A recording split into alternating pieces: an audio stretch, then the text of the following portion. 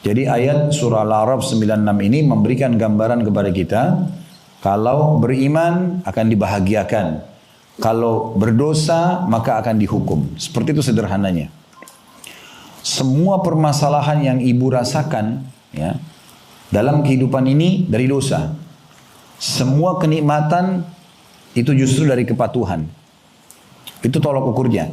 Jadi kalau satu waktu pernah duduk merasa sumpek, merasa sedih, kadang-kadang tanpa sebab, atau ada saja orang yang mengganggu kita, ada hal-hal yang kita dirasa tidak nyaman, yang paling pertama introspeksi diri, bagaimana hubungan kita dengan Allah. Yang datang ke depan kita ini yang mengganggu kita, yang seakan-akan mereka ini adalah penjahat dan seterusnya. Ini cuman sebab saja yang Allah datangkan. Allah bisa tidak datangkan mereka.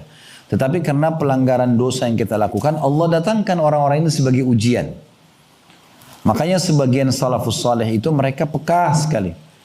Sampai ada di antara mereka kalau lewat di sebuah tempat, mencium bau busuk saja, mereka langsung istighfar kepada Allah. Karena bisa saja Allah tidak sampaikan bau sampah atau bau busuk itu ke hidung dia. Tapi kenapa Allah sampaikan? Langsung mereka introspeksi diri. Ada di antara mereka jalan kakinya kesentuh batu. Kakinya keseleo. Sudah cukup untuk membuat mereka jadikan sebagai bahan muhasabah atau introspeksi diri. Astagfirullah, saya ada dosa apa nih? Ada sebagian di antara mereka mengatakan, aku mengetahui aku punya dosa di saat aku melihat perubahan sikap pasangan hidupku. Tungganganku dan juga tikus yang masuk ke dalam rumahku. Berapa banyak tikus di rumah kita tapi kita tidak pernah pedulikan. Tikus selalu merusak, tidak ada manfaatnya tikus, gitu kan? Dan dibolehkan membunuhnya. Kalau ada bapak ibu yang bilang misalnya, lalu untuk apa Allah ciptakan Ustaz? Ya dengan hikmahnya. Sebagaimana juga kenapa Allah ciptakan babi padahal Allah haramkan. Supaya Allah uji kita. Ini loh hewan yang tidak boleh kamu makan misalnya ya. Sebagai ujian. Allah memberikan kita gantinya tentu yang halal. Begitu juga Allah ciptakan tikus untuk Allah perlihatkan ini ada ciptaan Allah yang lain. Ya memang ciptaan ini akan merusak maka harus hati-hati. Ya. Dan dinamakan oleh Nabi SAW dengan fuwaisiqah. Atau binatang yang buruk ya. Muhammad bin Sirin rahimahullah memberikan gambaran dalam buku beliau masalah ta'wil mimpi. Kalau ada orang istikharah, dia ingin menikah misalnya. Atau dia ingin interaksi bisnis sama seseorang lalu kemudian dia mimpi tikus, berarti ada gambaran kurang baik tentang orang itu ya, karena ini binatang buruk ini, seperti itulah. Tapi intinya sebagian salafus saleh jadikan sebagai bahan introspeksi diri ya, mereka jadikan sebagai bahan introspeksi diri. Perhatikan firman Allah subhanahu wa ta'ala yang lain, ini ayat luar biasa dalam surah Hud surah nomor 11 ayat 117. Di sini Allah subhanahu wa ta'ala pastikan tidak mungkin satu negeri, satu kota, satu desa, Allah subhanahu wa ta'ala datangkan bencana, banjir, longsor, tsunami, apa saja. Yang biasa kita dengar fenomenanya, bahkan negara kita pernah ditimpa. Itu sementara mereka orang-orang yang baik dan soleh dan solehah. Pasti ada pelanggaran, baru Allah datangkan itu. Ya. Perhatikan surah Hud, surah nomor 11 ayat 117 berbunyi, Allah subhanahu wa ta'ala berfirman, وَمَا كَانَ رَبُّكَ liyuhlikal qura bidzulmin wa ahluha muslihun. Sesungguhnya Tuhanmu sekali-kali tidak akan pernah hai Muhammad membinasakan satu negeri atau negeri-negeri secara zalim. Tidak mungkin tanpa sebab. Tsunami terjadi, longsor terjadi, banjir, tidak mungkin tanpa sebab. Sementara penduduknya berbuat kebaikan atau ketaatan. Jadi apa makna ayat ini? Kalau seandainya kita selalu patuh menjadi orang baik, soleh dan soleha, tidak akan ditimpa masalah. Ya. Kita pasti akan melalui kehidupan dengan baik saja. Ya. Apakah berarti orang soleh tidak diuji? Diuji tentunya. Nabi Muhammad SAW pernah demam. Dan demam beliau sangat luar biasa. Sampai ada sahabat yang datang, itu memegang di atas selimut Nabi, terasa tembus panasnya gitu. Sampai sahabat ini mengatakan, ya Rasulullah, sesungguhnya anda ditimpa demam seperti ini yang tidak biasanya. Kata Nabi SAW, iya, kami para nabi-nabi diuji 2 kali lipat dari ujian kalian. Ujian, tapi maksudnya apa? Ujian bukan kena dosa. Ujian yang menimpa umumnya manusia. Ya. Kalau untuk orang-orang beriman biasanya untuk peninggian derajat kayak demam, penyakit secara umum lah, flu, ya. Itu ada menimpa orang-orang beriman. Tapi dia sifatnya semua orang kena. bukan karena dosanya. Nah, itu. Maka kalau orang-orang beriman biasanya dilipat gandakan ujiannya. Mungkin orang biasa demam cuma 3 hari, dia 1 minggu misalnya. Lalu sahabat ini mengatakannya, Rasulullah, apakah itu berarti Anda dapat 2 kali lipat juga pahala? Kata Nabi SAW, iya, kami akan mendapatkan 2 kali lipat pahala itu. Lalu sahabat ini bertanya lagi, ya Rasulullah, siapa orang yang paling berat ujiannya? Yang umum menimpa orang, semua orang kena sebagai bentuk ujian dari Allah. Tadi saya kasih contoh misalnya demam, flu, ya. Maka kata beliau, para nabi-nabi. Lalu datang orang-orang yang mendekati iman para nabi-nabi tersebut. Tapi ini bukan berarti orang-orang beriman dan para nabi dihukum karena dosa mereka, bukan. Karena orang beriman tidak mau buat dosa, tapi kalau datang ujian ini justru akan meninggikan derajat dia di surga. Ada derajat-derajat di surga yang kita tidak bisa jangkau kecuali dengan sholat malam 100 tahun, puasa sunnah 100 tahun misalnya, ya, sedekah 100 tahun. Tapi umur kita hanya 70 atau 80 tahun. Allah mau kita mencapai derajat itu. Bagaimana caranya? Allah datangkan ujiannya. Ya, ada orang kena penyakit, dia harus minum obat. Sudah 10 tahun berjalan minum obat. Itu ujiannya. Supaya dia sampai derajat itu. Tapi tolok ukurnya, kata Nabi SAW, Allah tidak akan menguji seorang hamba di atas daripada kemampuannya. Jadi nggak mungkin Allah datangkan ujian kepada seorang hamba di atas daripada kemampuan dia. Baik, kita akan lanjutkan bahasan ayat kita. Sekali lagi Al-Qasas surah nomor 28 ayat 59 bunyinya, وَمَا كَانَ رَبُّكَ مُهْلِكَ الْقُرَى حَتَّى يَبْعَثَ فِي أُمِّهَا رَسُولًا يَتْلُو عَلَيْهِمْ آيَاتِنَا وَمَا كُنَّا مُهْلِكِ الْقُرَى إِلَّا وَأَهْلُهَا ظَالِمِينَ. Artinya, dan tidaklah Tuhanmu hai Muhammad membinasakan kota-kota sebelum dia mengutus di kota itu seorang utusan yang membacakan ayat-ayat kami pada mereka. Dan tidak akan pernah pula kami membinasakan satu kota atau kota-kota kecuali penduduknya dalam keadaan melakukan kezaliman. Ya, jadi tidak mungkin Allah tiba-tiba pencipta langit dan bumi ini membinasakan satu negeri, satu kota, satu desa, satu komunitas tanpa ada pelanggaran dari mereka. Dan yang luar biasa juga, pelanggaran-pelanggaran yang terjadi itu biasanya sebelum datang hukuman besar, datang hukuman-hukuman kecil dulu. Contoh misalnya, kalau seseorang mau mencuri, biasanya ada peringatan-peringatan dari Allah tuh. Dia rasa takut dulu. Semua dosa biasa dimulai dengan rasa takut dulu. Nah kalau dia engah, saya takut nanti ketahuan, nanti Allah hukum, nanti saya dipermalukan dan seterusnya, maka dia akan berhenti. Kalau dia berhenti selesai. Tapi kalau enggak datang, dia tetap, nggak apa-apa lah, tetap dilakukan sama dia, tetap dia mencuri misalnya.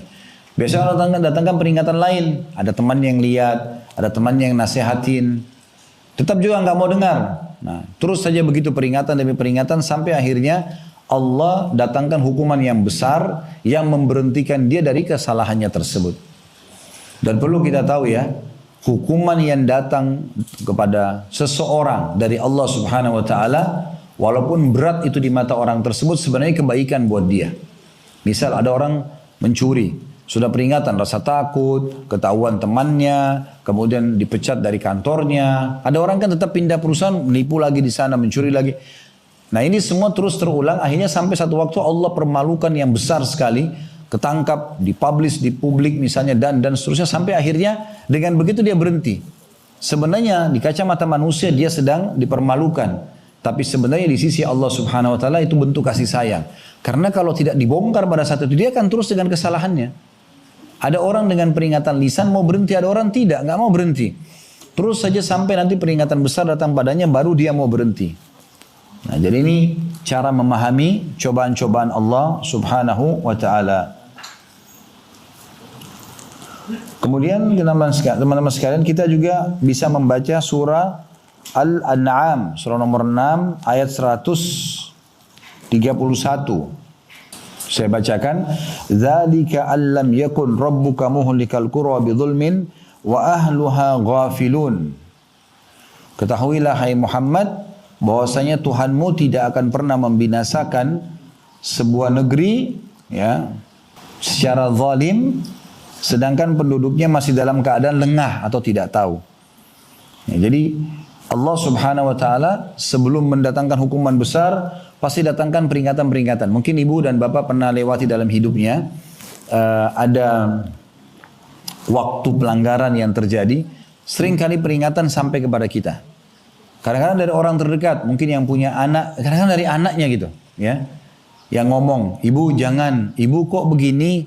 Tapi kadang-kadang ada orang yang tidak mau peduli, kamu anak kecil ngerti apa? Padahal sebenarnya itu peringatan dari Allah melalui lisan anak tersebut, dia tidak tahu.